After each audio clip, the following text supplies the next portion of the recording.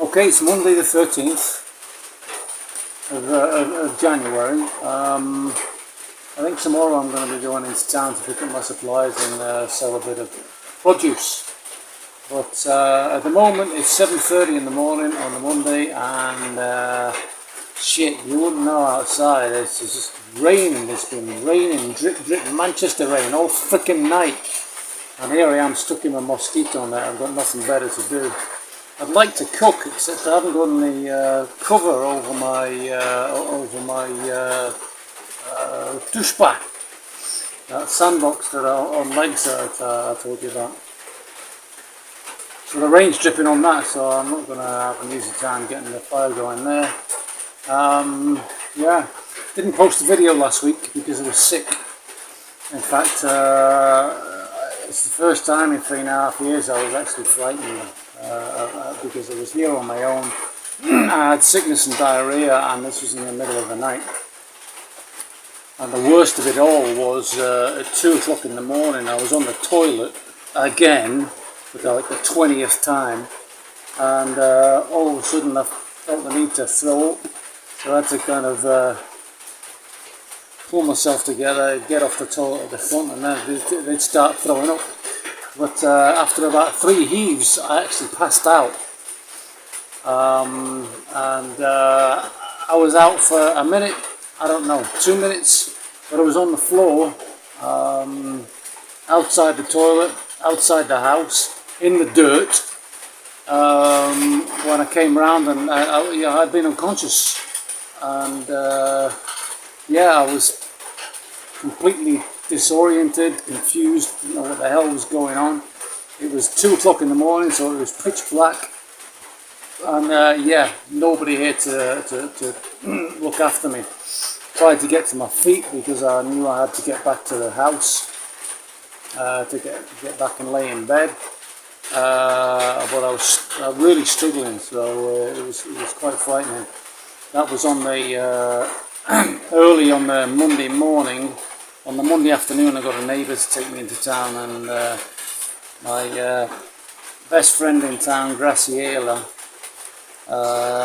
she took me out and looked after me like an angel, like the angel that she is. Well, so I recovered. My biggest fear was I couldn't get any fluids down me, so to keep myself hydrated I thought I was going to have to get put in a drip. But the sickness and diarrhea I had finished by Monday morning, and yeah, so Tuesday, 100% recovered. Graciela made me some nice chicken soup and got me some natural remedies together, and yeah, sorted out. But that was why I didn't post the video. Right, well, the rain's almost over, so yeah, let's go for a wander. I'll show you my latest project. Not very far from the house. Might be something of interest, this. Might not be. You know, don't watch the video if you don't like it. What am I going to do? Right, so wander through here. I've got some of my sweet peppers here. There's, yeah, they're growing quite nicely. Got a nice fruit here. The size of that, that's nice. That's a good fruit. Right, and then carrying on across here. See this big area that I've cleared here. I've got to go over it once more, I think, just to get rid of some of the weeds that I've grown since I did this clearing. There's a papaya tree, a very young papaya tree that I've left.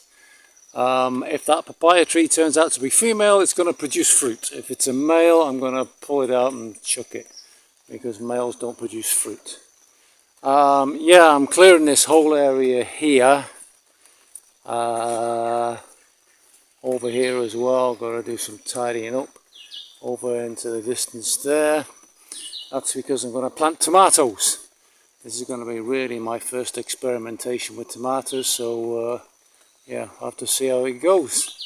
I'm clearing all this by hand, of course, with my machete, but yeah, it's good.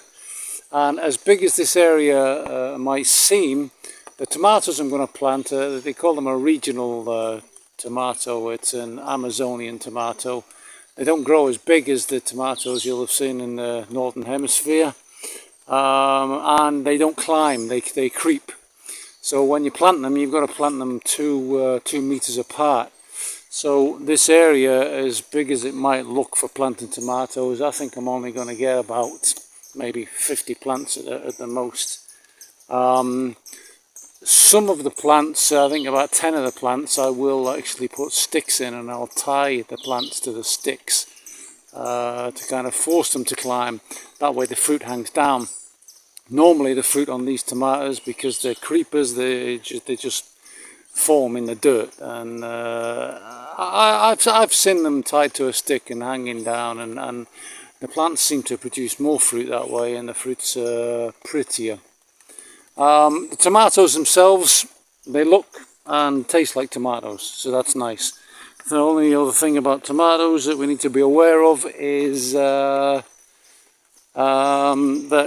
if you've ever seen tomato seeds, they're not very big. So you don't plant tomato seeds where you want them to grow. What you do is you plant a little nursery. You cast a load of seeds in this small area, and once they've grown to about 4 to 6 inches, then you actually pluck them up and transplant them in the area where you actually want them to grow. So yeah, that's my tomatoes.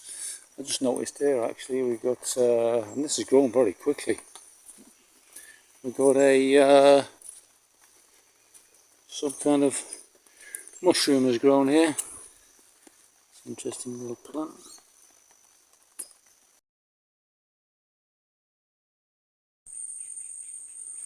We got monkeys.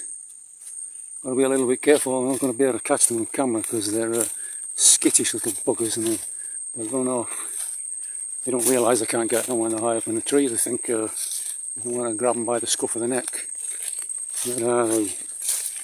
Where are they? I can hear them. They tweet to each other like birds. Very high-pitched tweet.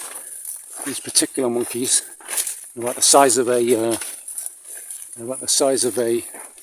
You can see the movement in the trees. See the movement of the branches there?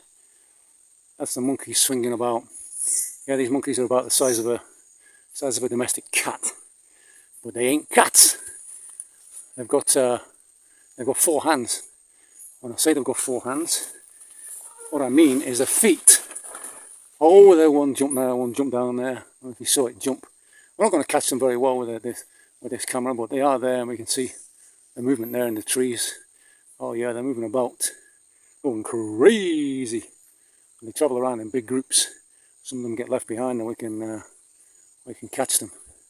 Their feet have got opposing thumbs, so they've actually got 4 hands, and their tail's extremely dexterous as well. So yeah, I looked after a monkey once. It was one of those capuchin monkeys like you see on what do they call it, Raiders of the Lost Ark. Yeah, I was asked to look after one that was being kept as a pet. And it was a goddamn nightmare because I had to lock it in my room so it wouldn't escape, and it was climbing all over the frickin' place. It was a male and his dick was hanging out, and it was peeing everywhere. Yeah. Nope. Looks like they've cleared off. Little buggers. Hey. We wanted some entertainment. Where are they gone? No, they're gone. They've heard me yakking on, so that's them gone. Now the farmers here, they see these things as vermin, and if they had a shotgun, they would use it. So these particular monkeys are lucky it's me that came across them, and not a Peruvian. They eat all sorts of crops, so yeah, they see them as a kind of plague. They don't want them here. But of course, we don't get a lot of monkeys in England, so I'm always fascinated by the wild monkeys when I see them. But anyway, they've gone. Bye.